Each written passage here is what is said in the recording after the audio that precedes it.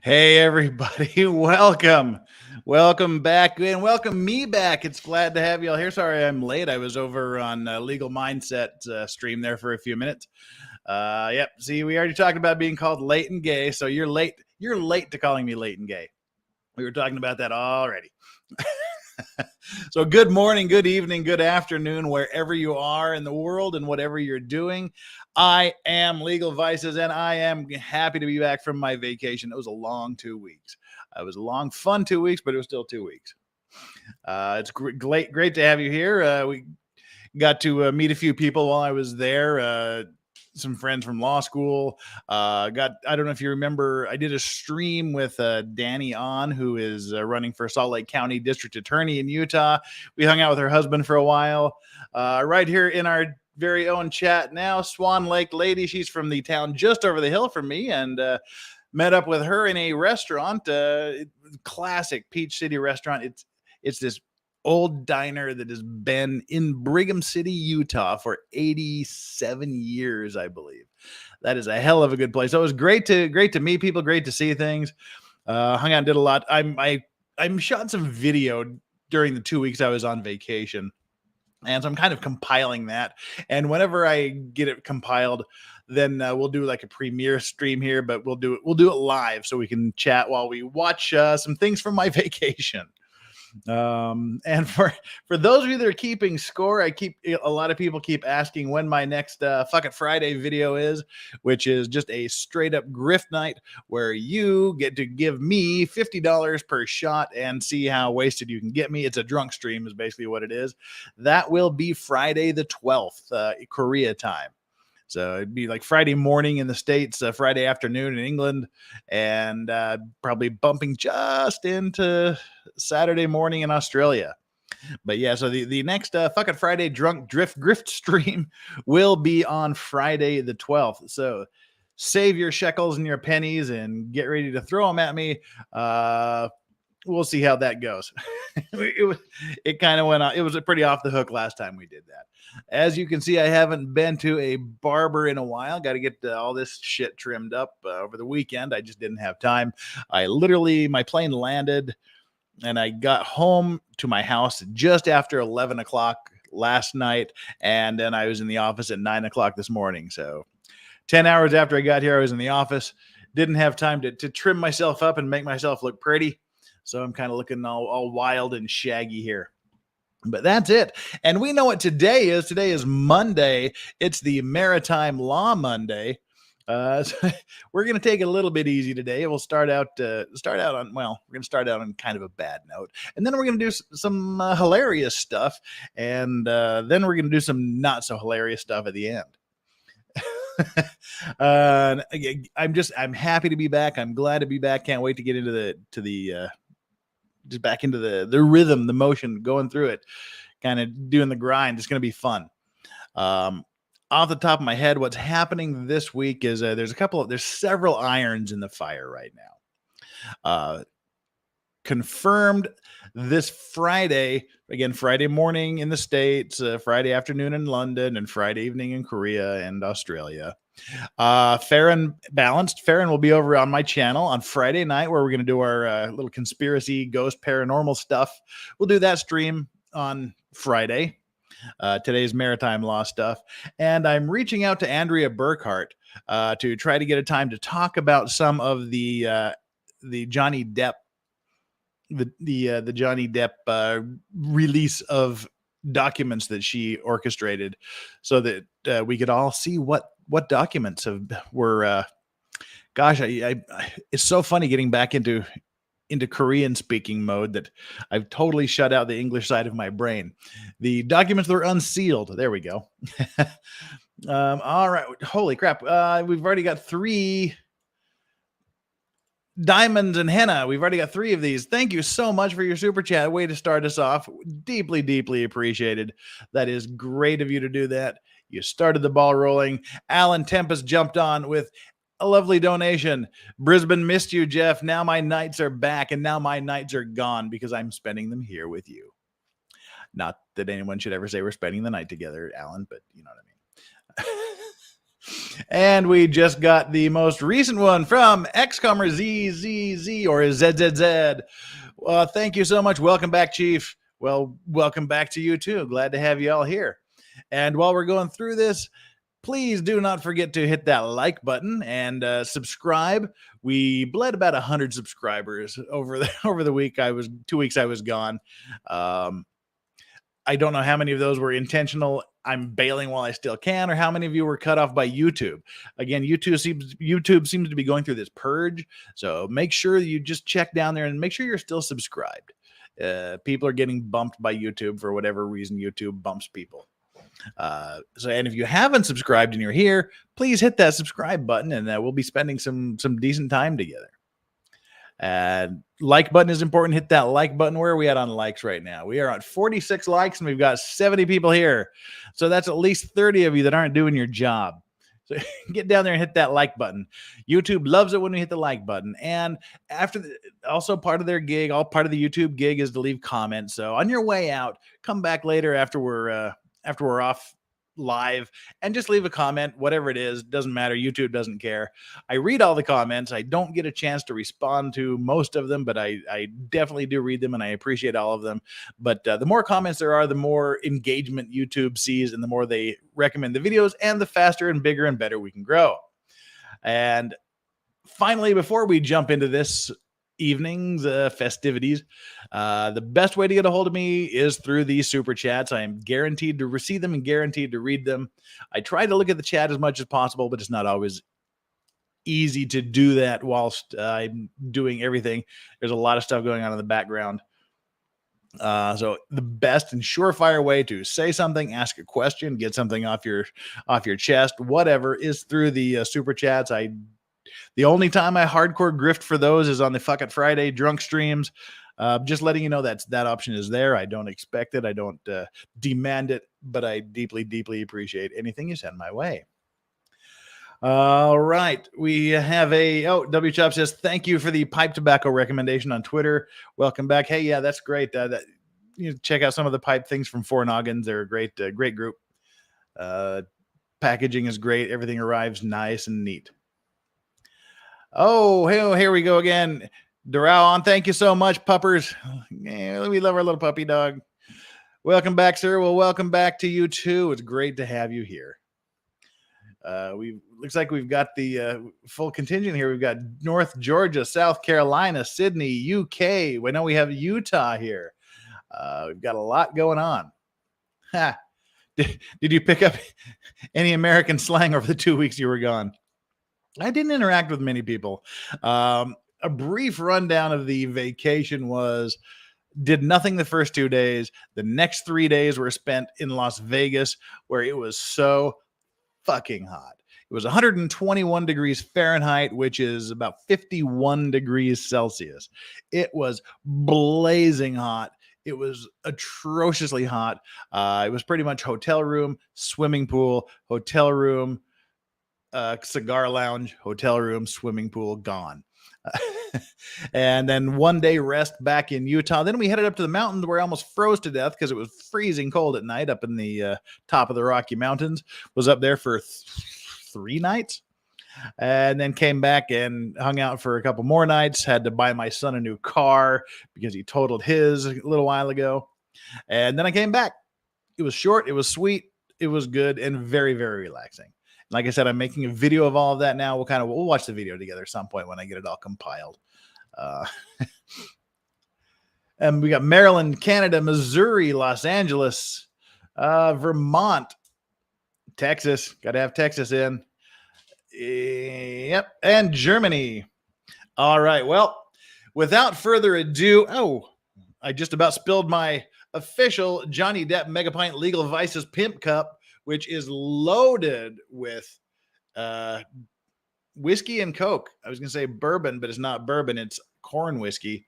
That hellacious corn whiskey I reviewed, if you go back a couple of videos ago, doesn't do too bad in Coke, whiskey Cokes. Doesn't do too good either.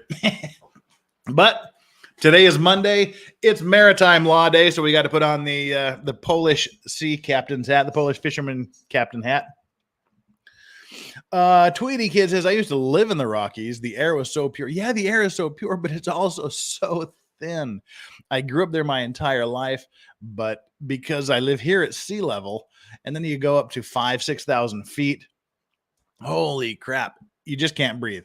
I mean, I'm not the greatest specimen of physical health there is out there, but damn, you walk up a flight of stairs and you're just sucking what little wind you can get up in that altitude. I was so happy to get back here down to sea level where I can breathe again. Diamonds and Henna, thank you so much for the super sticker again. Deeply, deeply appreciated. Barney Yamam says, don't destroy your keyboard, Jeff. I now have every drink on a separate table. Yeah, I kind of need to do that myself. I used to have a keyboard cover, but I ruined the keyboard cover. This is the most important question. Will you be doing a stream on the unsealed documents from Team Turd? Yes. So I'll be doing several, many of them. What I'm doing is I'm reaching out to Andrea Burkhart, who spearheaded this release, which she didn't spearhead the release. She spearheaded the copying of the release of the documents. And I want to bring her on just to talk about her process for doing that and maybe hit some of her highlights. I'm going to be hitting a few things as well. So it'll be fun. And for those of you that know, Nick Rekieta over Rekieta Law has been suspended by YouTube for a week, and now he is in day 10 of his 1 week suspension. So you go figure that out on YouTube. Not YouTube. On what do we call that? We call it Twitter. On Twitter, we need to get the hashtag free Rekieta Law. Hashtag free Rekieta Law trending, so we can get our old buddy Nick back here. All right. Well, what do we do on Mondays? What do we do? We do maritime laws. You do ship collisions, ship accidents, shipping related issues. That's kind of what we're going to be doing today. So we've got the official Monday hat. We've got the official pimp cup, the Johnny Depp mega pint glass, and we're ready to go. All right. We've got about 100 people here now. So you lovely 100 people, hit that like button, hit that subscribe button while I bring up the first thing we're going to do. This is a video that was sent to me by people are sending me messages on Instagram suddenly. Stop doing that. It's nobody here. It's a friend that lives in China. This was a video originally sent by, let's make sure the video is open.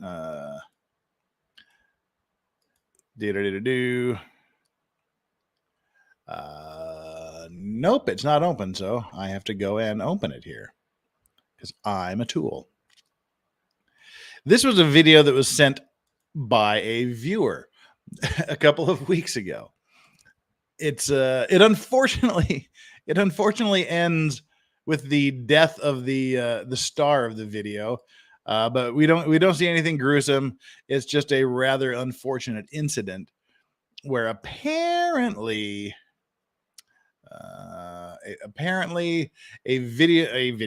an RV was coming down a ramp near a ferry that had just sailed and was unable to stop. So with it being unable to stop, bad things kind of happened, and we'll see the bad things that kind of happened here when I close this, bring this up, add this. Click here and hit enter. All right, there we go. The video here is titled Quebec Man Dead After RV Crash.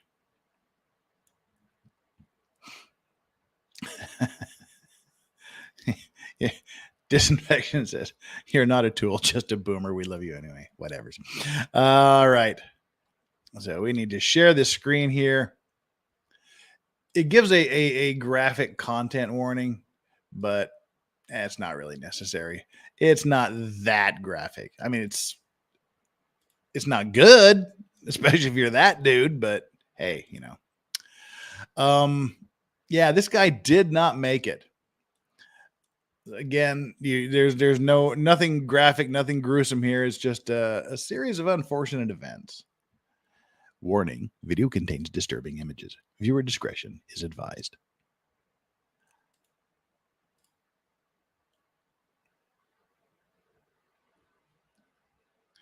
There is no audio on this. If you look here, you'll see the truck coming down this ramp and hitting this ramp. Here we go. And launch.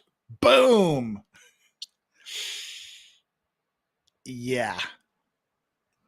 We get to see it again here. He's coming down the ramp and he launches and almost sticks the landing, but no. Yeah, that didn't work out so well for our intrepid person there.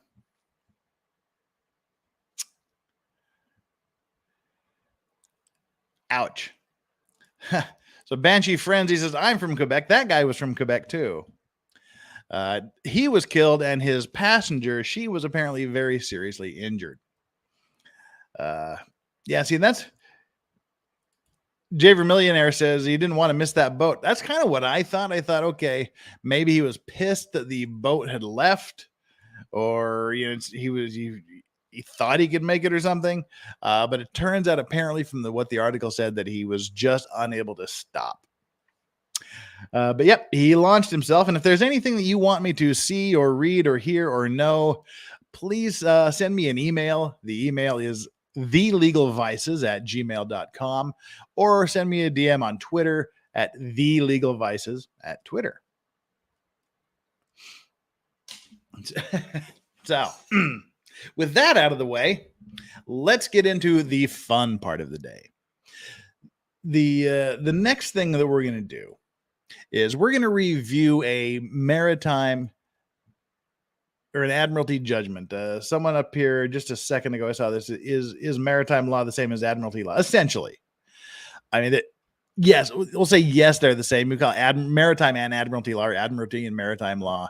I mean, if you want to get really hyper technical, you could say that admiralty law deals with navigational issues and maritime law deals with other aspects like shipping, cargo, damage, and collisions. Things. Well, collisions would be they're the same thing.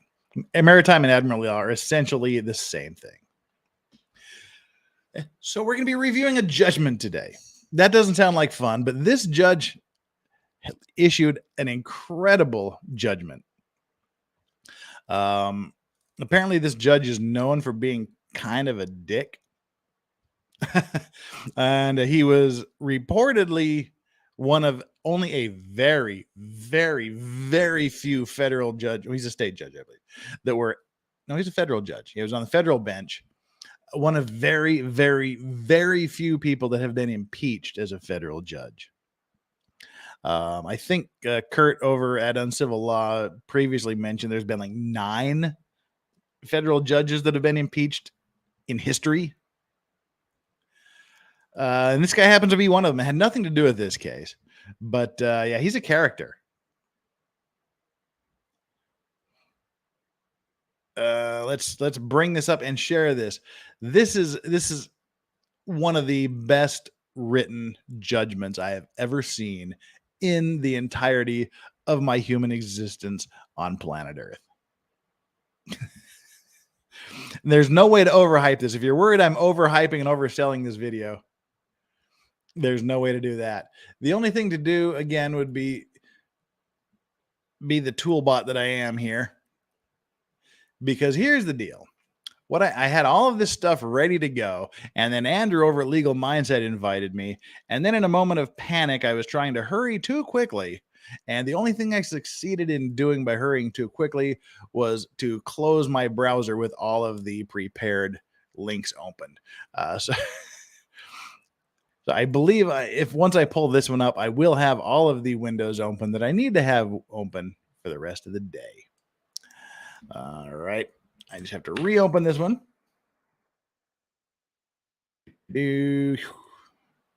Let's close this window. I hate when people do this. Now I'm doing it myself. So I hate myself right at the moment. Let's see. All right. Boom. Hit enter. Yes, there we go. We are good to go. Let me scroll back. No, make sure I haven't missed anything. That's good. All right. This is the case, a federal case of Chrome link. Here we go. We'll pull myself down here. John W. Bradshaw versus Unity Marine Corporation, Inc.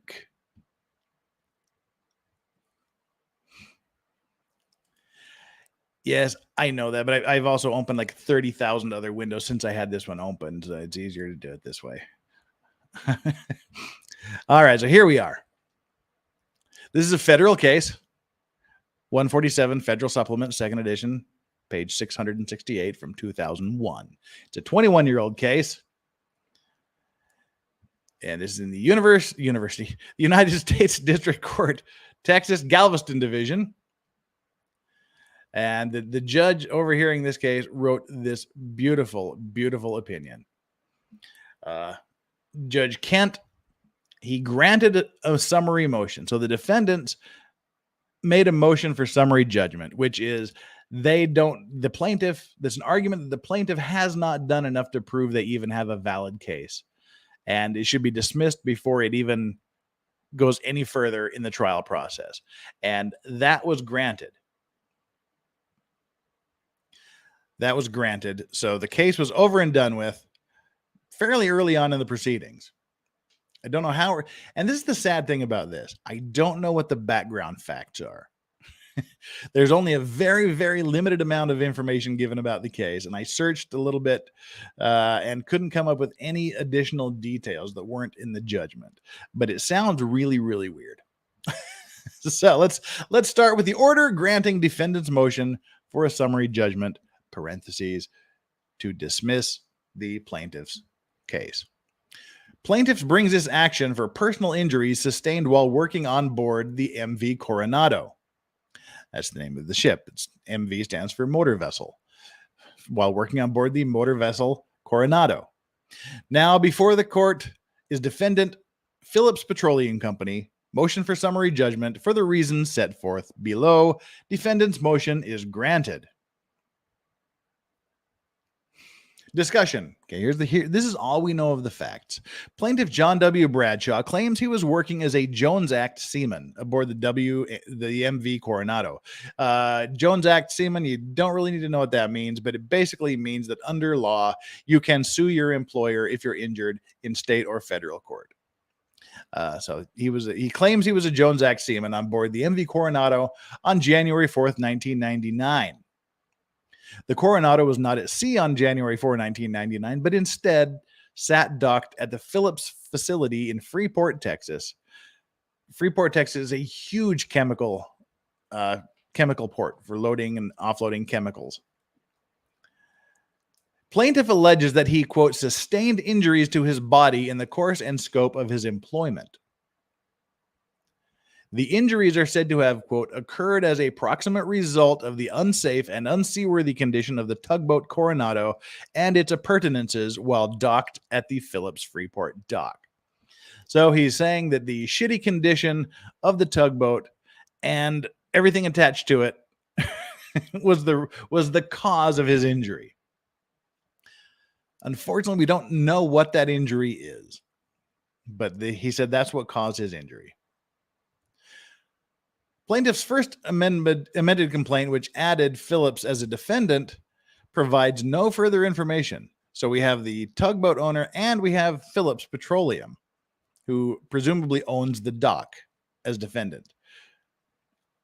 So Phillips, as a defendant, provides no further information about the manner in which he suffered injury.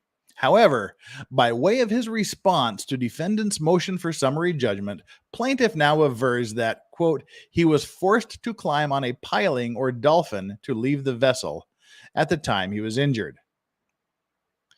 So they're saying he had to climb onto like a pillar, or like a dolphin is just kind of like a little shoreside thing, like structure that sticks out. So he's claiming that he had to climb on this to get off the boat. And somehow that caused him to be injured.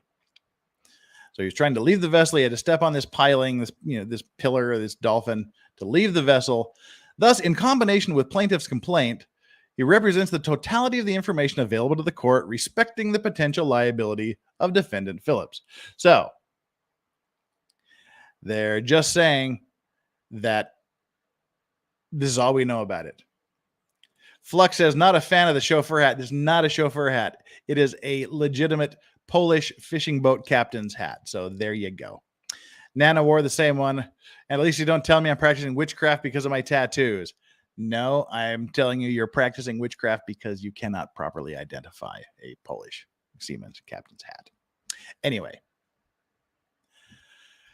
So, defendant now contends. This is the defendant again, Phillips Petroleum.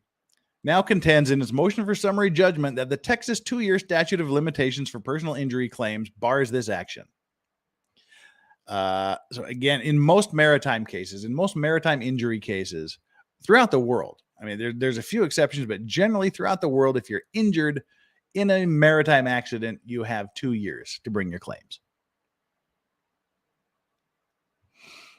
And so they're saying he waited longer than 2 years, and so therefore the statute of limitations is expired and his claim should be dismissed. He said plaintiff suffered injury on January 4th, 1999, and filed suit in this court on September 15th, 2000. However, plaintiff did not amend his complaint to add defendant Phillips until March 28th, 2001. Indisputably, more than 2 years after the date of this alleged injury. Plaintiff now responds that he timely sued Phillips, contending that the 3-year federal statute for maritime personal injuries applies to this action. Okay, well, let's see who's right. Phillips says, hey, he had 2 years to bring this. He says, no, I had 3 years to bring it.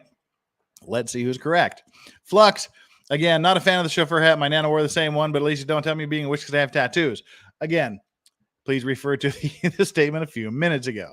This is a legitimate, official Polish fishing boat captain's hat from Poland, from the people in Poland that make these hats, ordered straight from the factory. Now, this entire case, this entire judgment could have been summarized in one paragraph, but I guess the judge was just feeling a little bit frisky that day. So now he starts to let a little bit of his temper, a little bit of his personality, and a little bit of his attitude come into his judgment. Before proceeding further, the court notes that this case involves two extremely likable lawyers who have together delivered some of the most amateurish pleadings ever to cross the hallowed causeway into Galveston. An effort which leads the court to surmise but one plausible explanation. Okay, so the judge is already off on a good foot. Two extremely likable lawyers who have delivered some of the most amateurish pleadings ever. And there's only one explanation for this.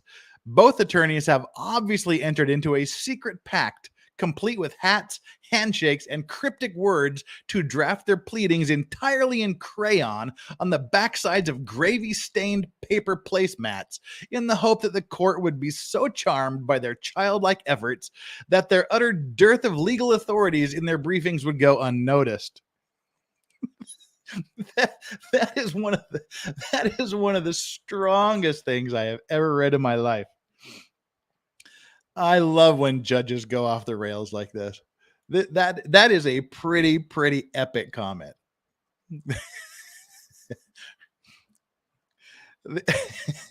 The only plausible explanation as to why these two likable lawyers delivered such amateurish pleadings was that they entered into a secret pact complete with hats, handshakes, and cryptic words to draft their pleadings entirely in crayon on the backsides of gravy-stained paper placemats, in the hopes that the court would be so charmed by their childlike efforts that the utter dearth of legal authorities would go unnoticed. Yeah. Eric Ellerbrock says, very unbreaded from that judge. Eric, this judge, he's just getting started. This is warm up here. This is an appetizer. That's one of the best things I've ever read in a court judgment, and that is just the beginning. Oh, hey, are we getting a stream bomb here from Andrew over at Legal Mindset? Great, and welcome everyone. Welcome aboard, everyone that's stuck around here. We're just getting started. We are reading a maritime court judgment, which a judge unleashes a brutal attack on both lawyers, the defendant, and anyone else who will pay attention to this. While you're here, please make sure you hit that like and subscribe button. And let's see how he goes. Again, I know this is going to be the third time we've read this initial comment, but it so sets the mood for what's to come that is fantastic. Before proceeding further, the court notes that this case involves two extremely likable lawyers who have together delivered one of the most amateurish pleadings ever to cross the hallowed causeway into Galveston, an effort which leads the court to surmise but one plausible explanation. Both attorneys have obviously entered into a secret pact, complete with hats, handshakes, and cryptic words, to draft their pleadings entirely in crayon on the back of gravy-stained paper placemats. Just the fact he threw in gravy stain makes it awesome. Entirely in crayon on the backside of gravy-stained paper placemats, in the hopes that the court would be so charmed by their childlike efforts that their utter dearth of legal authorities in their briefing would go unnoticed. Whatever actually occurred, moving on, the court is now faced with the daunting task of deciphering their submissions. With Big Chief tablet readied, thick black pencil in hand, and a devil-may-care laugh in the face of death, life on the razor's edge, sense of exhilaration, the court begins.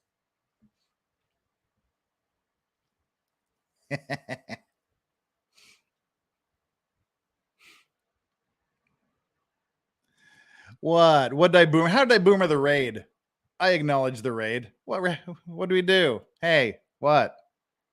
What do you mean I boomered the raid? What? Oh, did I say bites? Shit. Legal mindset.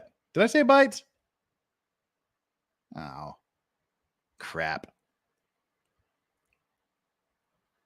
Did I say legal bites? I thought I said legal mindset. Well, shit. Oh, see, just for that, my mic rejected me. Oh, Andrew sent us to legal bite stream. Okay, I thought I was doing it right. So I didn't boomer it. Dumbass boomered it. Nice. Well, whatever. Welcome back, everyone that came from Legal Bites. I would tell you to go over to Legal Bites and tell them to come back over here, but hey, you know, in the absence of Nick, she controls LawTube at the moment, I think. Oh, that's funny. Someone tell Legal Mindset. He's an idiot. Exactly. He's tired. He needs a break. I just think it's funny. But at least, Danielle, you worked your way back here, so good. You scared me. I thought I did something wrong. Now let's get back to this court here. So the court has accused them of using crayons to write their pleadings on gravy-stained paper placemats. But then he says, whatever happened, whatever the real reason is, he has his Big Chief tablet readied, a thick black pencil in his hand, and a devil-may-care laugh in the face of death, life on the razor's edge, sense of exhilaration. The court begins. So all of this horror story that you have heard up to this point is just the judge warming up. Yeah, and for those of you that aren't aware of what's going on here, every Monday I do maritime law things. That's what I do. I'm in the maritime law business. We're going to be doing some horrific accidents here after I finish this judgment. But for now, we're just reading one of the funniest judgments you will ever hear in your entire life. Guaranteed. All right. Summary judgment is appropriate if no genuine issue of material fact exists and the moving party is entitled to judgment as a matter of law. It's okay. If there's no genuine claim here, then it has to be dismissed. When a motion for summary judgment is made, The non-moving party must set forth specific facts showing that there is a genuine issue for trial. So if I make a motion for you and say, okay, I want a summary judgment dismissing your claim because you have no real claim, then you have to turn around and submit evidence showing that you actually do have a little bit, at least a fraction of a thing that could possibly be argued in your favor. Therefore, when a defendant moves for summary judgment based upon an affirmative defense to the plaintiff's claim, the plaintiff must bear the burden of producing some evidence to create a fact issue, some element of the defendant's asserted affirmative defense. Okay, that's all just kind of technical blah blah. Judge begins to go after them hard now. Hard. This is the judge going completely off the rails here. I love this judge. Defendant begins the descent into Alice's Wonderland by submitting a motion that relies upon only one legal authority. The motion cites a Fifth Circuit case which stands for the whopping proposition that a federal court sitting in Texas applies the Texas statutes of limitations to certain state and federal law claims. So, the only motion that the defendant relies on is the law that's saying that federal courts apply, the Texas courts apply Texas laws. That is all well and good. The court is quite fond of the Erie Doctrine. Indeed, there is talk of little else around both the canal and the court's water cooler. Paul Farrell says, welcome back, Legal Vices. Well, thank you very much for your super chat. Defendant, however, does not even cite to Erie, but to a mere successor case, and further fails to even begin to analyze why the court should approach the shores of Erie. Finally, defendant does not even provide a cite to its desired Texas limitation statute. A more bumbling approach is difficult to conceive. But wait, folks, there's more. That's not what I said. That's what the court said. That's what the judge says. But a more bumbling approach is difficult to conceive. But wait, folks, there's more.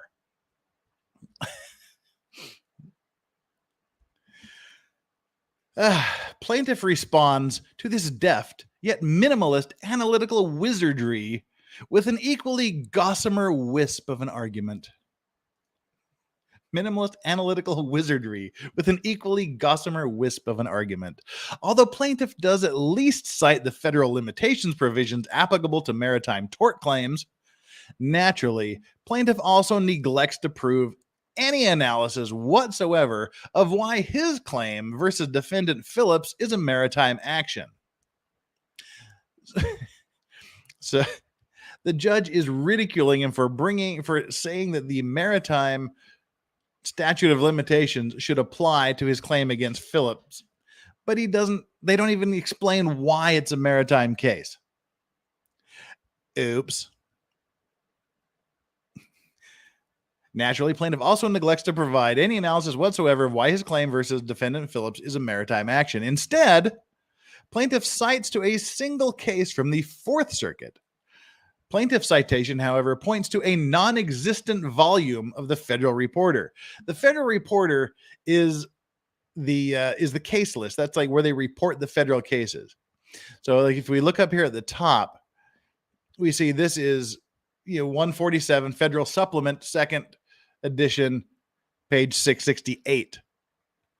So this is like volume 147 of the Federal Supplement, second, page 668. So what the court here is saying that he cites to volume 1886 of the Federal Reporter, but points out that 1886 does not exist. So the lawyer that relies on one case for the defense doesn't explain why the case should be this way. The plaintiff also cites a case, but he cites the wrong case for a non-existent volume without explaining why it's a maritime case to begin with. So ultimately, okay, we got here. Okay, the third edition, and neglects to provide a pinpoint citation for what, after being located, turned out to be a 40-page decision. Ultimately, to the court's dismay, after reviewing the opinion, it stands simply for the bombshell proposition that torts committed on navigable waters, in this case, an alleged defamation committed by the controversial G. Gordon Liddy aboard a cruise ship at sea, require the application of general maritime rather than state tort law. So remember, this guy hurt himself getting off a boat, and he sued the owner of the dock, and he's relying on a defamation case for what rest in peace, G. Gordon Liddy made a allegedly defamatory comment aboard a cruise ship. That's the law. That's the case law he's hanging his hat on here. The court cannot even begin to comprehend why this case was selected for reference. That's never a good thing when the judge says they can't even begin to comprehend why you're quoting this case. It's almost as if plaintiff's counsel chose the opinion by throwing long-range darts at the federal reporter, remarkably enough, hitting a non-existent volume.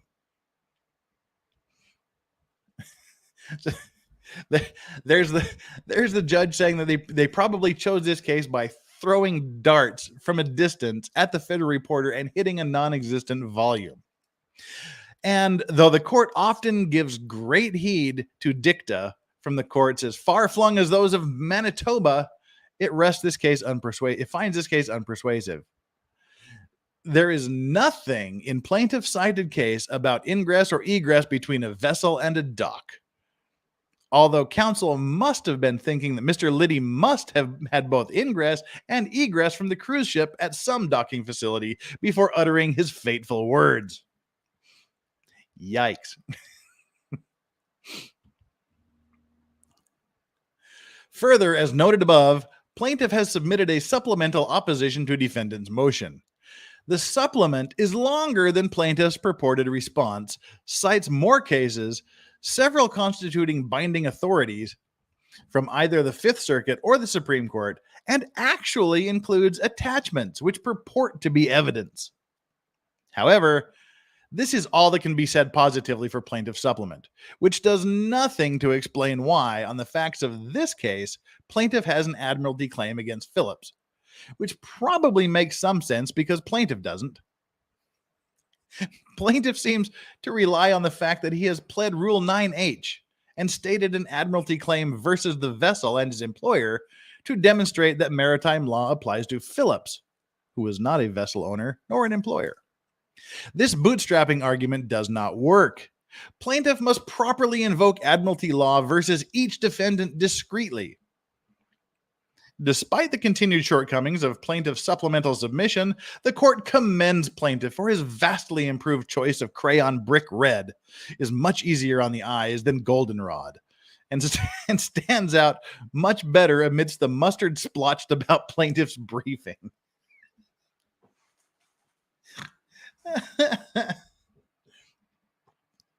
That's beautiful. Here's the judge again saying that they've written their pleadings with crayon, and then he says the brick red stands out amidst the mustard splotched about the plaintiff's briefing. But at the end of the day, even if you put a calico dress on it and call it Florence, a pig is still a pig. I love this judge so much. He's saying that I just love that the argument is so bad that even if you use a pretty colored crayon to write it with, at the end of the day, even if you put a calico dress on it and call it Florence, a pig is still a pig. Now, alas, the court must return to grown-up land. Oh, God. I hope y'all find this as funny as I do, but just the fact that there's a legitimate sitting federal court judge that's writing this is just so beautiful to me. Now, alas, the court must return to grown-up land. As vaguely alluded to by the parties, the issue in this case turns upon which law, state or maritime, applies to each of the plaintiff's potential claims versus defendant Phillips. And despite plaintiff and defendant's joint heroic efforts to obscure it, The answer to this question is readily ascertained. The Fifth Circuit has held that, quote, absent a maritime status between the parties, a dock owner's duty to crew members of a vessel using the dock is defined by the application of state law, not maritime law. Now, if we remember the beginning of this, the plaintiff was arguing that he should be able to claim against Phillips Petroleum as the owner of the dock for his injuries he sustained while getting off his boat. And Phillips said, well, you're time barred. You have to use state law. And that's a 2-year time limit. But the plaintiff, he said, no, I have 3 years because this is an admiralty case, without explaining why this was an admiralty case, providing any supporting judgments that would describe it as a maritime admiralty case, and completely ignoring the judgment that just said, absent a maritime status between the parties, a dock owner's duty to the crew members is defined by the application of state law, not maritime law. This is a clusterfuck from beginning to end, apparently. I really want to see these pleadings. And this case held that Louisiana premises liability law governed a crew member's claim versus a dock owner, which was not owned by his employer. Okay, specifically, maritime law does not impose a duty on the dock owner to provide a means of safe ingress or egress. So again, saying that maritime law does not require the owner of a dock to provide safe boarding and unboarding to crew members or other people on the vessel. That's usually the ship owner's deal. The ship owner has a duty to make sure you can safely board his vessel. The guy that owns the dock doesn't have that duty under maritime law. Therefore, because maritime law does not create a duty on the part of defendant Phillips vis-a-vis plaintiff, any claim plaintiff does have versus Phillips must necessarily arise under state law.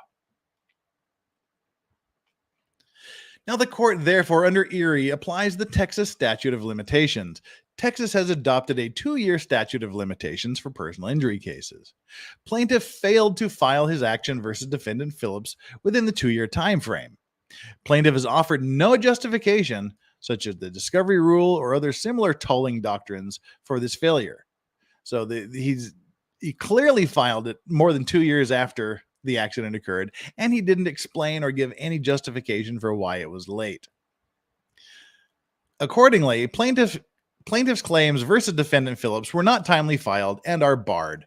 Defendant Phillips' motion for summary judgment is granted, and plaintiff's state law claims against defendant Phillips are hereby dismissed with prejudice.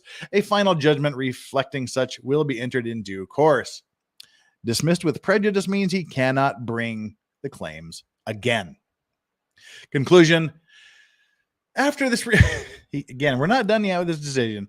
After this remarkably long walk on a short legal pier, having received no useful guidance whatsoever from either party, the court has endeavored, primarily based upon its affection for both counsel, but also out of its own sense of morbid curiosity, to resolve what it perceived to be the legal issue presented. Despite the waste of perfectly good crayon seen in both parties' briefings and the inexplicable odor of wet dog emanating from such, the court believes it has satisfactorily resolved this matter. Defendant's motion for summary judgment is granted. I just love this guy. Despite the waste of perfectly good crayon seen in both parties' briefing and the inexplicable odor of wet dog emanating from such. Oh, God. At this juncture, plaintiff retains, albeit seemingly to his befuddlement and or consternation, a maritime law cause of action versus his alleged Jones Act employer, defendant Unity Maritime Incorporation. Corporation Incorporated, nice.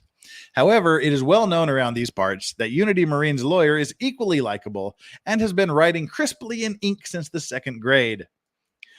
Some old-timers even spin yarns about an ability to type. The court cannot speak to the veracity of such loose talk, but out of caution, the court suggests that plaintiff's lovable counsel had best upgrade to a nice shiny number 2 pencil, or at least sharpen what's left of the stubs of his crayons for what remains of this heart-stopping, spine-tingling action. It is so ordered. How is that How is that for a judgment? That is gorgeous. That is beautiful. That judgment is a goddamn work of art, is what that was. Holy crap. I hope you were as entertained by that as I was. Kurt from Uncivil Law, he clued me into that one, and I've just been waiting to get to that. I mean, that was a judge who was disgusted, pissed off, and just frankly not having any of it from either of the lawyers.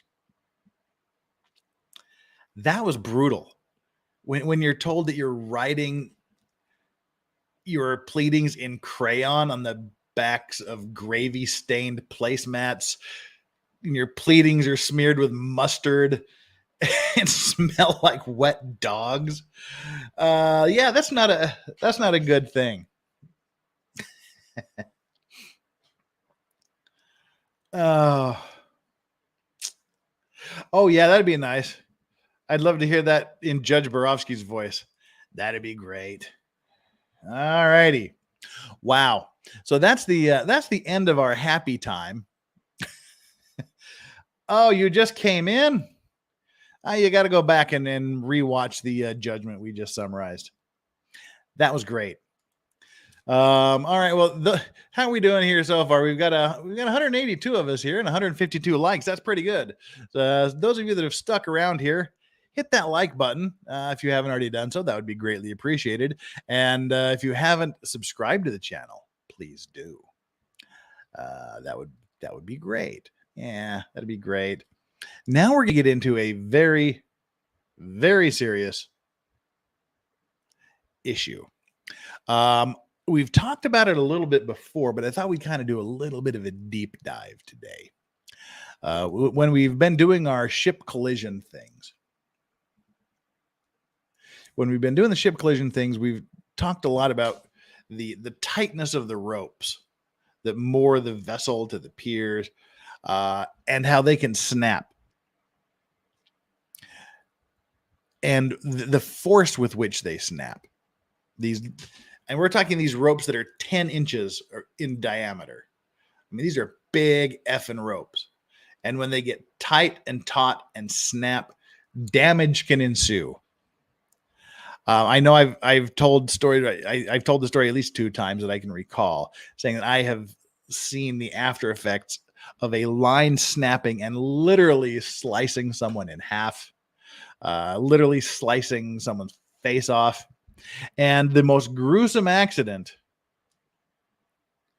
and the most gruesome accident that I have ever seen in my life was a guy who was he was crossing over a line when it snapped. He was just, instead of walking around, he was stepping over the line, and this thing snapped, and it literally removed the skin from one thigh up his crotch and down to the other thigh. It literally just ripped his skin off. And that is where I first learned the term penile degloving. Google that. Just don't do it before you eat or shortly after you eat. It's literally you just peeled the skin right off his body, including his junk. And it was just pictures of literally meat hanging there. Yeah, that is probably the most gruesome injury that I've ever seen in my life.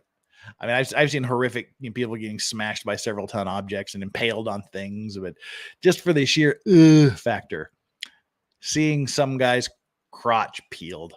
Ugh. And that happened because a mooring line snapped. And that's what we're going to get into today. How dangerous this is. I know that a couple of times when I've mentioned it, there's been comments like, "Oh, it's just a rope" or something like that, or how bad can it be? Well, let's see how bad it can be. We're going to kind of walk this through from the beginning. Michael M. Yeah, that's exactly what I said. Just imagine taking a glove off your fingers, but it's skin. forcibly by a snapping 10-inch rope. Yep, a crotch peel. Let's bring up the first video here.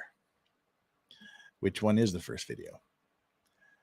Okay, we got the Quebec man. He's done. All right. The first video is titled Line Handling Accident Prevention. So where is our line handling accident prevention video? Oof. A loop, coil, or section of loose line can injure or kill if the line suddenly tightens. These hazards are commonly known as bites. People working near bites. Now, did you hear that? Can be fatal. I'd say they're more. I mean, if you survive one of these accidents, you're a lucky bastard. Need to watch feet and hand placement. Ow. Never stand in. Yeah, so let's go back a little bit here. Allow tightens. These hazards are commonly known as bites. People working near bites need to watch feet and hand placement. Never stand in the bite of a line. Allow a body part to be caught in the bite, or stand near a line that's coming under tension. Pinch points are created where lines meet fixed objects or other lines under tension. The extreme force of a taut line over a metal fitting can catch and crush fingers and hands, toes, and feet. Be especially aware of loose gloves or clothing which can be caught at a pinch point. Snapback is potentially the most deadly of all line handling hazards. A worn line, the wrong line, or a line under too much tension can part, snap back, and recoil, striking anything in its path with tremendous force. Always avoid the snapback zone, the likely path of a parted line. A best practice is to paint the snapback zones on the deck plating as a reminder. Snapped lines, which are wrapped around a lead under tension, can be even more deadly, since they can swing around the lead in a larger arc, increasing the snapback zone. And snapped lines, traveling at the velocity of rifle shots, can also bounce and ricochet off solid surfaces, killing on the rebound too. So that's what snapback is. That's what the snapback is, when you pull it tight and then literally the line snaps back, and anything within that arc of where that gigantic rope snaps back can kill you, can take away limbs, can crush you, can do immense damage. Well, how much damage can it really do? Can it really do these things? Well, there's another video here that will help us out with that. That is called the Dangers of Mooring Line Snapback. Let's bring that one up. Yikes. Flux here. We got before we do that, let's get to Flux's comment. Flux, thank you so much. And again, anybody wants to say something, wants to make sure I read it, wants to get something off your chest, ask me a question, whatever, super chats are the way to do that. Flux, $5. Thank you so much. Talk about the one at Disneyland snapping and killing the dock employee. I don't know that specific case, but yep, that's exactly what happens. Generally, if something snaps, someone dies. That's one thing that is very, very easy to forget. Very easy to get lazy. And bad shit can happen. As this next video, Dangers of Mooring Line Snapback, will show us. Again, thank you, Flux. Thank you for that lovely donation in your super chat. Much appreciated. Share screen for Dangers of Mooring Line Snapback. Boom. The hidden danger.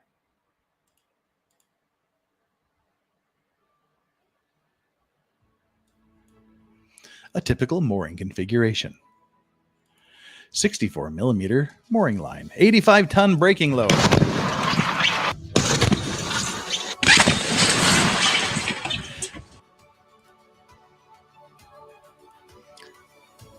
That's the force with which that shit snaps back.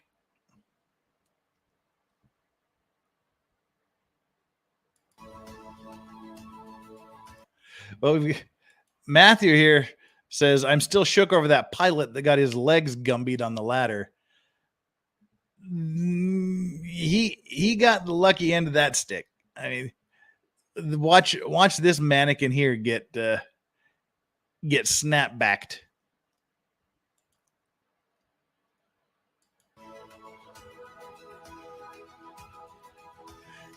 Wham! Just disintegrated that mannequin. Went straight through. And I've seen oh, fuck me. I've seen the pictures of that actually happening to a human body. Wham! Yeah. Plan, evaluate, mitigate risk. So those are the dangers. It's a real thing. Now we're going to get a little more personal with this. Some demonstrations.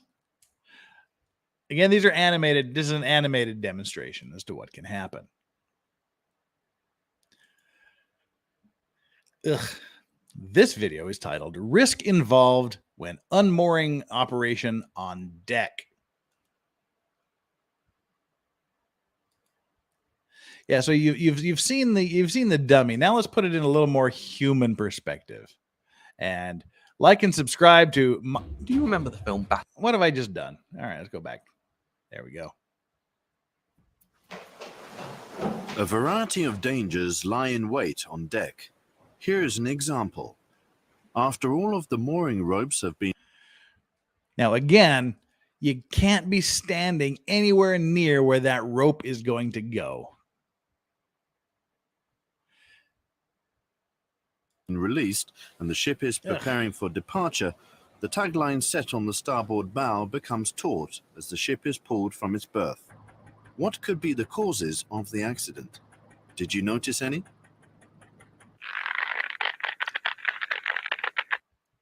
There we go. See the line here. The line here is fraying. And crack.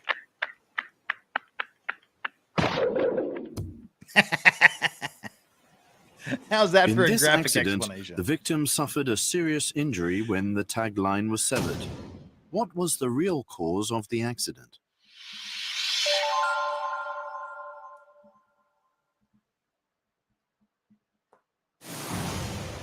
Yeah. Areas where ropes are stretched taut are very dangerous. Clearly mark the dangerous snapback zone with colored paint and avoid the zone. See, and that's where accidents happen. All this yellow paint here, this is the snapback area. This is the snapback area where you should not be. And that's where accidents happen. When people walk across here because they're too damn lazy to walk all the way around there. They're too damn lazy, or they don't want to waste enough time to take 10 steps. So they decide they're going to take 3 steps, and it costs them their life.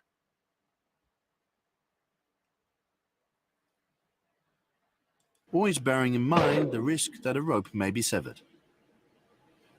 The responsible officer should give proper instructions, keeping a watchful eye on the whole operation and identifying potential danger. The operation crew needs to pay special attention, particularly when they are working in a noisy environment. Use a whistle and/or transceivers as necessary to warn workers of danger. All right. Well, that's the end of that. So that's the animation of what can happen. Yeah.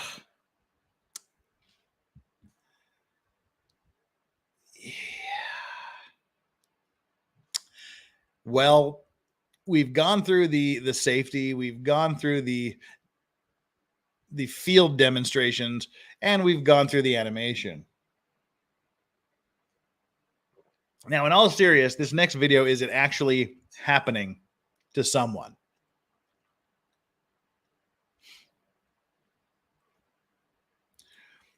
Barney M says, I'm pretty sure it could just take off your legs or an arm or yeah. No, if it only takes an arm or legs, you're lucky. I've seen it take legs. I've seen a human cut straight in half, had someone get their face sliced off, and then the penile degloving incident.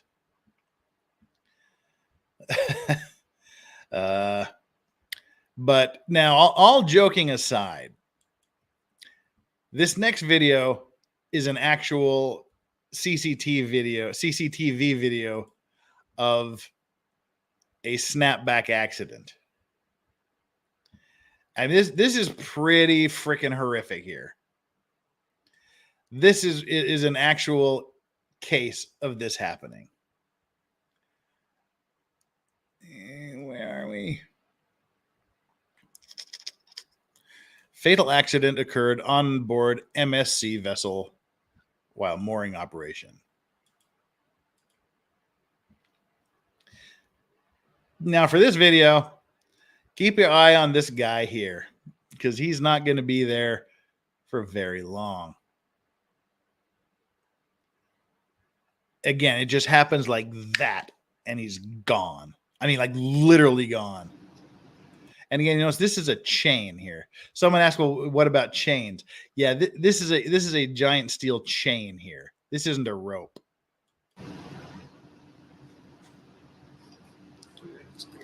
So far, so good. Watch this thing get taut and blammo.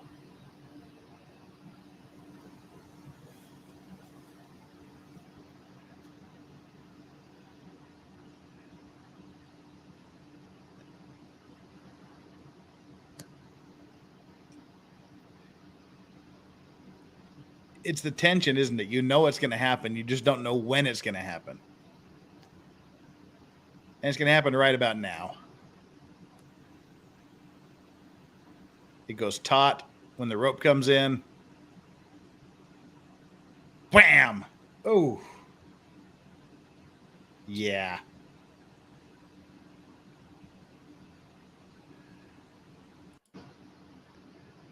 That's how it happens. Watch this again here. Just boom.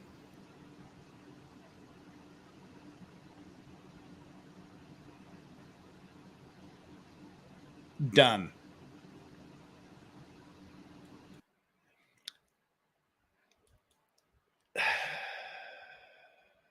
Yeah, so a few weeks ago when I was talking about these lines breaking, and some of you were questioning how it happened or how bad it could be, those are the answers.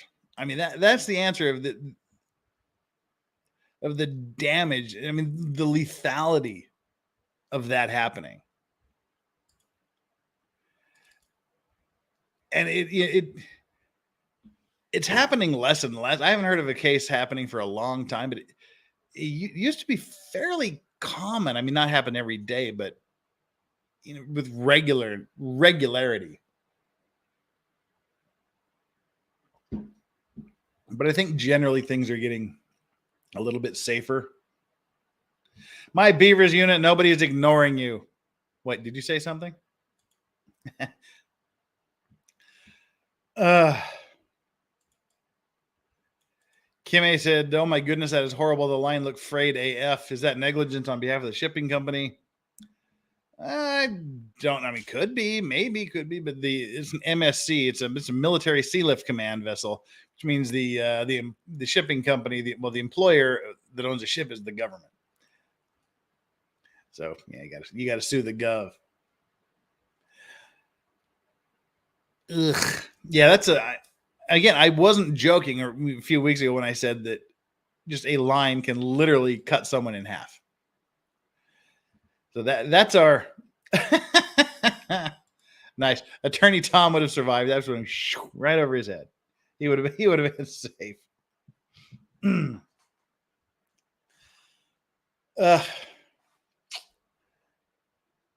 Someone just asked, Barney Yamama said, is that a restricted area he stood in? I don't know. If it was, we learned that he shouldn't have been there. It's quite possible it was. I just don't know for sure. But yeah. Boom. Yeah, we have to welcome my Beavers unit back out of her Twitter hell. Welcome back. Now try to be a grown-up and not get suspended from Twitter anymore. Okay? All right. Well, so that was the damaged part of the day that I wanted to show. Just to go through some of that and to show you exactly how bad that some of these accidents can really be. I mean, we see these gigantic ships hitting into each other and think, oh, that's cute, kind of ripped a hole in the side or knocked some things off of somewhere. But there are these accidents that can literally just snuff lives out like that.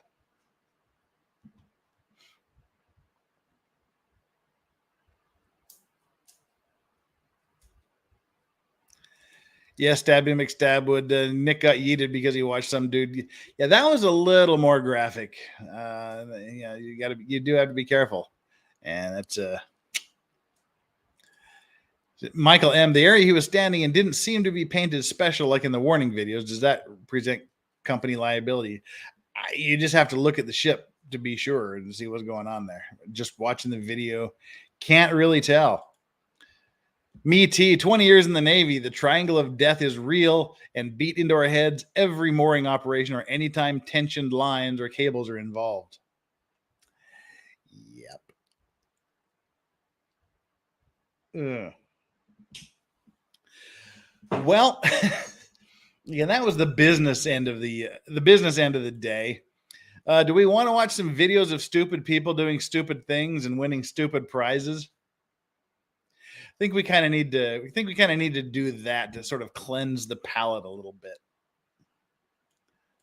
Let's see. I have a stupid. Yep, this is my video titled "Stupid People." The video's not titled. That's just what I have titled the video so that I could find it again.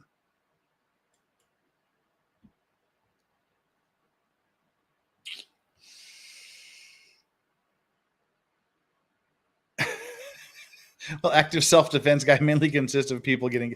The thing I like about active self-defense guy is the videos where people actually try to do what he's teaching and they literally all die. Should we do that? We should do that someday when we've got some extra time. We should do some active self-defense guy reactions. Rebecca, don't do it. Do not Google penile degloving accident. Do not do it. I warn you. I know it's like telling a kid not to stick beans up his nose because that's the first thing you're going to do, but seriously, don't do it.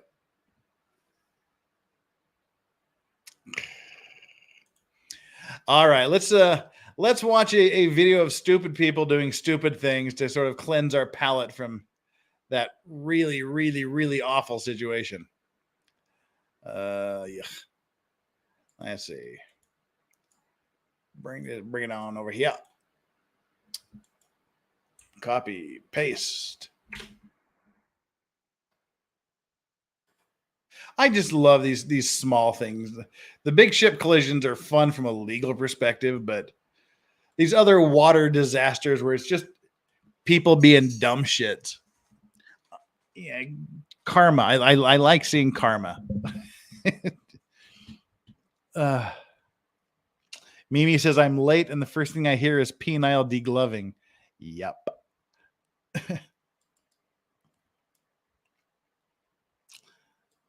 Right. Let's bring up our video of stupid people doing stupid things and in some cases winning stupid prizes. Don't Google it, Mimi. Telling you. Someday someone will believe me and not Google that. All right. Idiots driving boats caught on camera number 5. You can't go wrong with a name like that. Today we put together the most incredible boat fails ever caught on camera.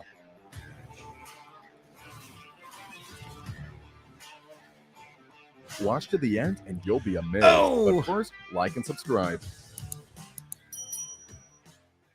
It's great that they were able to take the rescue boat out on the water, but who's going to rescue the rescue boat's motor?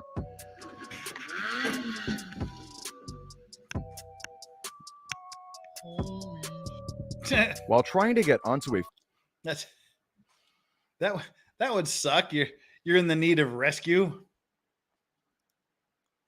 You're in the need of rescue, so you call the little rescue boat, and then the rescue boat loses its motor. Awesome. fishing boat, this guy takes a swim and brings his friend with him.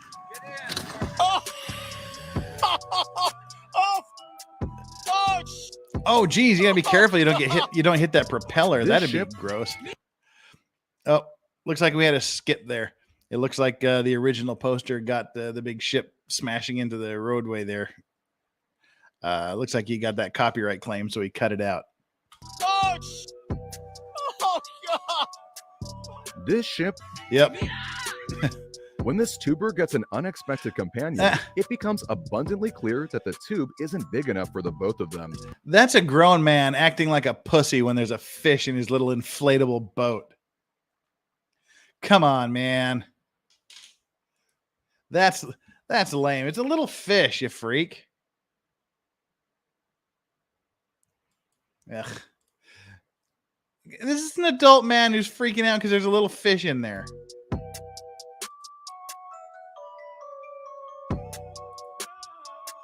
I can't decide whether this is a lifeboat fail or win. While technically a textbook free-fall lifeboat drill, I'd hate to be the one inside. Okay, wow. Wow. Okay, that's a thing. Lifeboats are emergency vehicles. That is what happens when you launch a lifeboat. You know, we see the old movies like Titanic and things where they lower the boats slowly down into the water and people climb down into them, or people climb into them and they slowly lower them down in the water. That's what really happens when you get in a lifeboat. They just that's what happens. They just torpedo down, and they're designed to float, obviously. And this reminds me, we had a big case 20 years ago where they were doing these lifeboat deployment drills, and a bunch of people were seriously injured. Broken backs, broken legs, broken arms, concussions, just from the force of the lifeboat being launched. Yikes. Yeah, let's rewind that a little bit. Good Lord. Little fish guy, you don't have half the problems this lifeboat's got. I can't decide whether... See, this looks like a drill here, obviously. And I hope there's nobody in that, because those are rough. Yikes. So yeah, it just angles down here and just shoots straight into the water. This is a lifeboat fail or win. While technically a textbook free-fall lifeboat drill, I'd hate to be the one inside. Yeah, you get tossed around like hell there. Ugh. Ouch.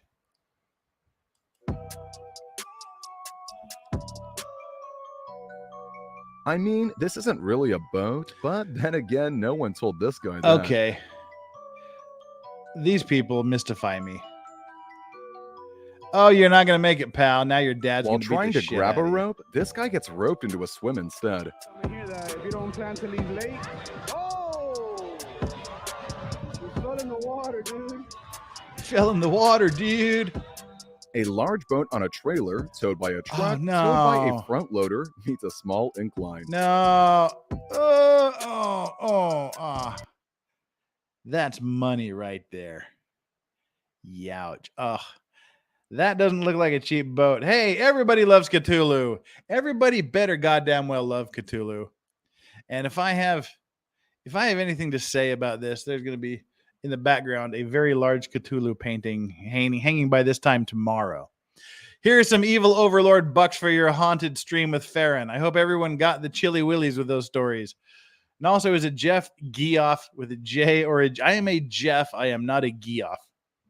In my 9th grade geometry class, we had 9 Jeffs. Or as I said, we have 8 Jeffs and 1 Geoff. Yeah, I'm a Jeff. Now, if you liked the haunted stream I did with Farron's going to be joining me on my channel on Friday, and we're going to do more of it. Not sure what conspiracies or supernatural things we're going to be talking about, but yeah, she'll be joining me on my channel on Friday. So come back for more of that.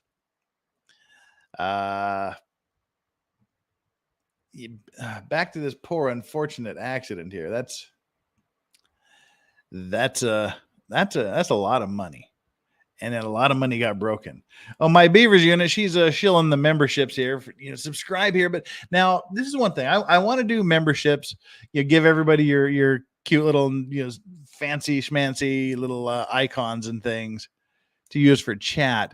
But I need some sort of icon. If any of you watching, any of you are listening, have any skill in that regard and want to become super world famous by creating the stickers or the icons or the emoticons or whatever the fuck you want to call them for a membership thing, please let me know, or email them to me or whatever to thelegalvices@gmail.com, and we'll be able to set up like the subscriptions and things.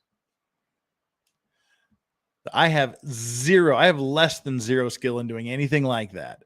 So if there's some cool little emoticons or emojis or whatever the hell they're called in for the chat, please do it, and we'll get the subscriptions of the memberships going up. You can all have your little designated thingy majiggers. How does that sound for selling it? Yeah, I'm really pimping that hard, aren't I? Yeah.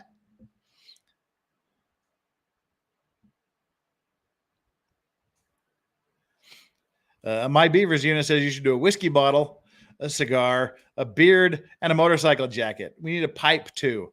Yeah, a few trash cans for when you puke. Yeah, okay, right.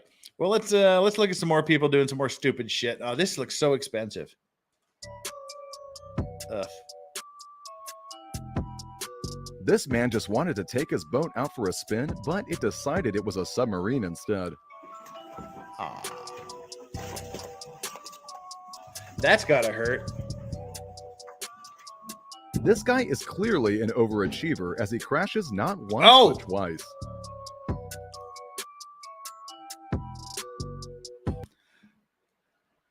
Again, in situations like this, I'm betting alcohol was consumed. My bet is on alcohol, because normally that doesn't happen.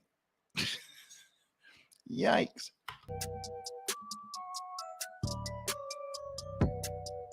This person takes the ramp and boat ramp a bit too far.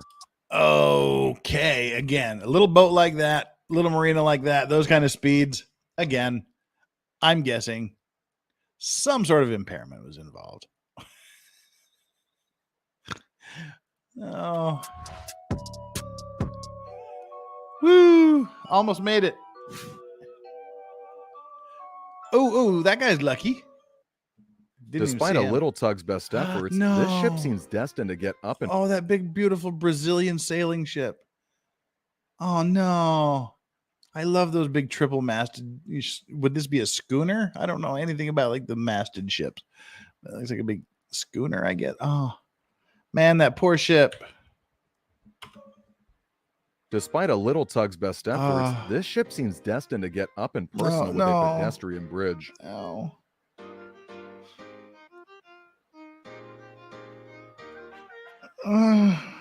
That's it. This boat had the misfortune of getting stuck in a part of a muddy river that was more mud than river.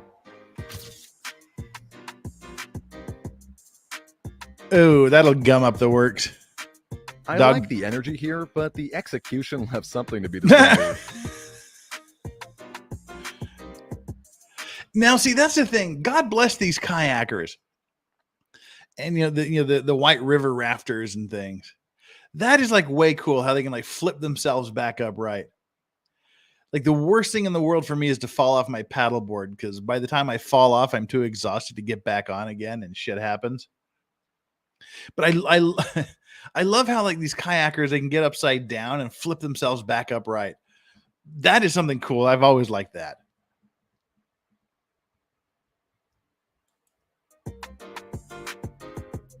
This vessel may have sunk, but at least it did so in style. Oh, it looks new. Oh, that looks really, really new. Goodbye, new ship. This boat got a little too close to a smaller boat. Good thing every day is leg day. What?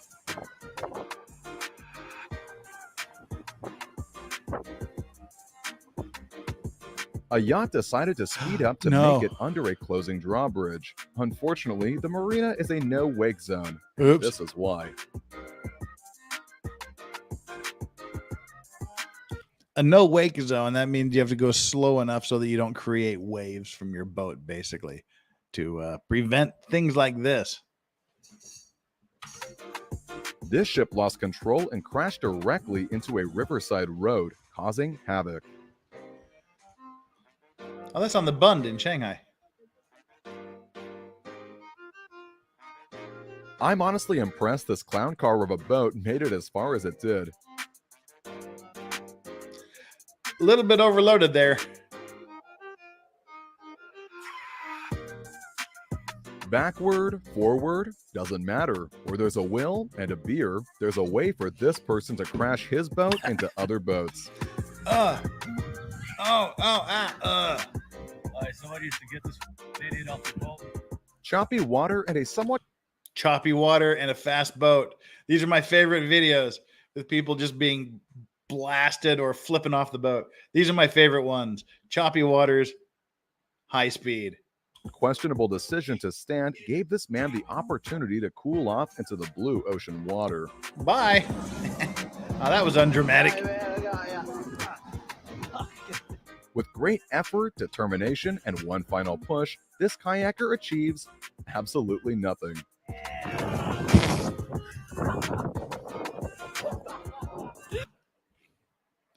Michael M. said that last shot was the same drunk guy from earlier, but a different viewpoint. That's what I thought. I thought the same thing. But little Fatty McGee here didn't make it. Sucks to be you. A cargo ship crashes into a house, destroying it in the process.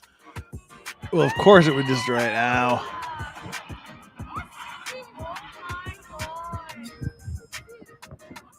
Haste makes waste. If this boat had only slowed down, perhaps it could have successfully executed its U-turn. Ooh, ow.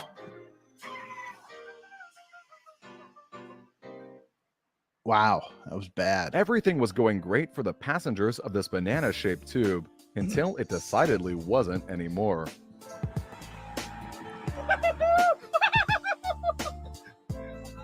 Don't giggle like a girl. Floating over the sandbar was clearly part No. of the plan. Getting stuck on the sandbar, not so much. Tide is important. Oh,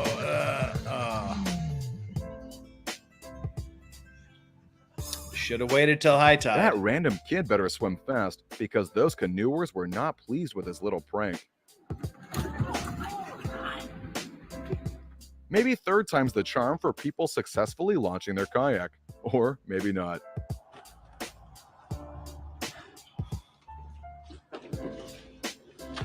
No. After this boating barbecue, the only thing getting tasty was the boat itself. Yeah.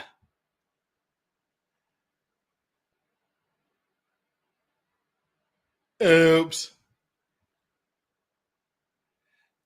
That right there is the smell of burning money. Oof. A strong current can make docking a boat tricky, but this attempt was definitely a bit out of control. Careful of those mooring lines. This boat's attempts to clear some particularly large waves resulted in all of the passengers getting completely soaked. I thought I was going to say sick. During a rescue mission, this police vessel in Australia was catapulted into the air by a wave, sending the officers flying into the water. Luckily, nothing was injured except their pride. In this almost slow motion looking disaster, Yeah, we've seen this one a few Carnival times. Glory comes out looking a bit less glorious. I've seen this accident 2 times, I think.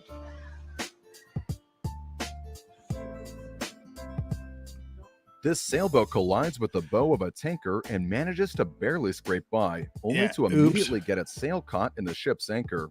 So close, yet so far. Bad design, bad operation, bad outcome. It's truly the perfect trifecta. Oh God! Video. Holy crap!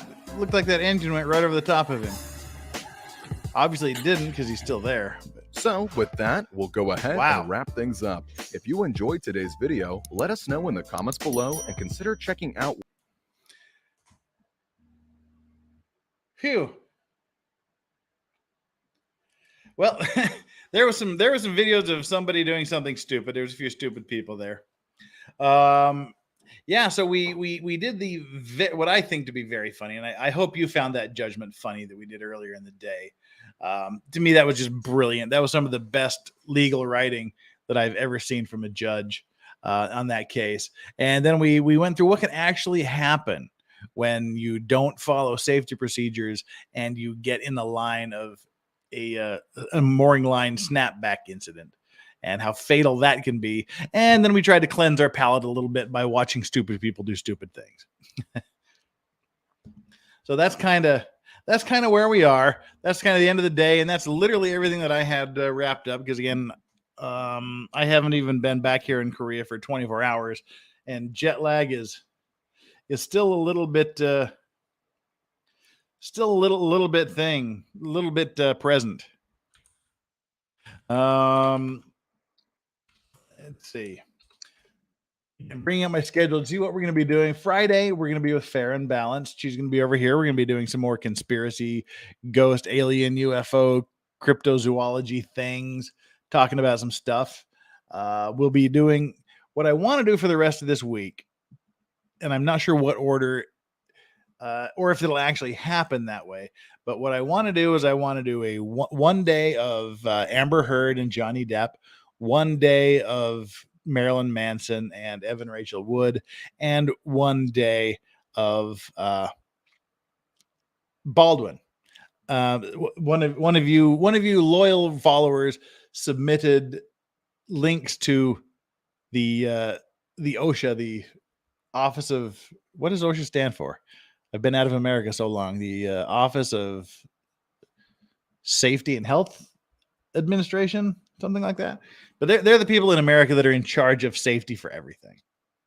So there's a couple of their final report on violations and things like that. So I want to do that. I want to do one day each of Depp, Heard, Manson, Wood, and the other one. I'm getting so tired I can't even think straight. But if one or more of those doesn't work out, what I want to do is go to the opening statements in the O.J. Simpson case, because we got to start hitting on the O.J. Simpson case and going back and reviewing some of those things. And the only really reliable stream I have for the O.J. Simpson case is from Court TV. And what I want to do is go through just one of those to see if they completely snipe my video and give me a massive copyright claim. Hopefully not a copyright strike. But I want to see if we can get away with it. So we'll do one of those. We'll do 3 of those 4 things for the rest of this week. And then Friday, we'll cap it off with some Fair and Balanced. And for those of you that are wondering when the next Fuck It Friday will be, and mind you, Fuck It Friday is just the day where I grift hard and grift strong. We do shots of whiskey for $50. $50 gets you to identify what whiskey I'm having as a shot, or what alcoholic beverage I'm doing as a shot, and you get your question or comment as normal. It's just a shit show. It's a grift show. It's see how messed up you can get me. Last month was pretty epic, I think, from what I remember, and I remember very little of it. I had 10 or 12 legal news stories to discuss, and I remember getting through the first one and starting the second one, and then it was just kind of a shit show from that point on. So that's kind of what we're going to be doing over the next couple of weeks. And we'll continue to go through these Amber Heard, Johnny Depp things. We'll continue with the Marilyn Manson stuff. And anything else that's interesting that comes up, we'll look at that. And if there's something you want to talk about, if there's a video you want me to review, and if I think it fits in line with what we're doing on this channel, then please send it to me. My Gmail address is thelegalvices@gmail.com, or send it to me through Twitter. My Twitter account is thelegalvices. What I want to do is I want to take some time here to thank the mods. Thank the mods for everything you guys do.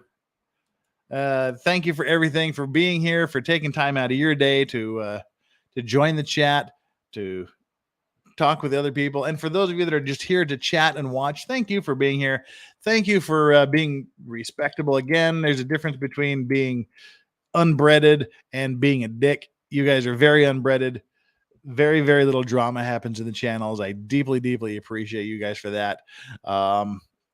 We have a pretty good like to view ratio on my channel, so please let's keep that up. On your way out when we wrap this up, hit the like button, hit the subscribe button, and come back a little bit later and just leave a comment, whether it's where you're telling me where you're from, telling me hi, telling me you're just doing it because I asked you to do it.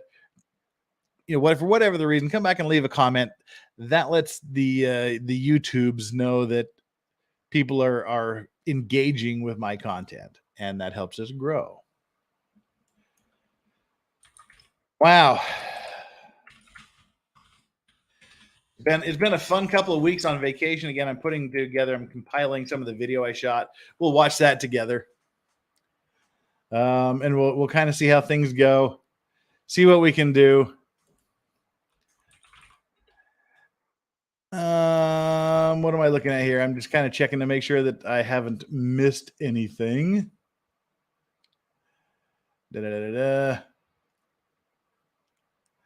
All right, looks like I've kind of got everything. Sometimes how are the Bulldogs? The Bulldogs are great. The Bulldogs are awesome. They were extremely happy to see me yesterday, and I videotaped that. What tape? See, again, I'm a boomer. I videotape things. I videoed that.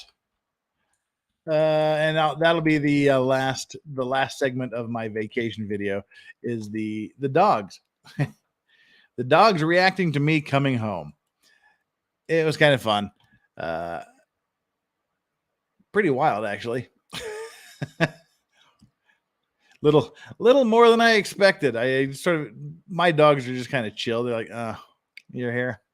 All right, so are you gonna feed us or what?" But they reacted appropriately. With that, I guess we've hit all of these super chats that have come in tonight. Appreciate every one of you that did a super chat or a super sticker. That's always deeply appreciated. Appreciate all of you being here. We're going to kind of wrap this up a little bit early tonight because, like I said, I'm still hyper tired from the 28 hour trip home, whatever it took, and I still haven't unpacked all of my stuff. So again, I love you guys. You guys are great. Thank you for being here. I guess we'll see you tomorrow, probably with some. I don't know. I'll have to think about this one because Andrea. I was telling you that I reached out to Andrea Burkhart to see if she could come and talk about the releasing of the documents and her copying of the documents. I wanted that to happen tomorrow, but she just sent me a tweet and said that she's going to be doing another stream at that exact same time. So I might have to bump that to Wednesday. I'll think of something to do tomorrow. Like I said, it'll either be OJ Simpson or Marilyn Manson, maybe an update on Uvalde. We'll see. But in the meantime, you guys take care of yourselves. Seriously, thank all of you for participating here. Thank all of you for being here and for coming back to me after my 2-week vacation. My next vacation will probably be about a year from now, so you're not going to lose me for 2 weeks for quite a while. Be good to everybody else. Be good to each other. Take care of yourself. And always, always, always enjoy your legal vices. Peace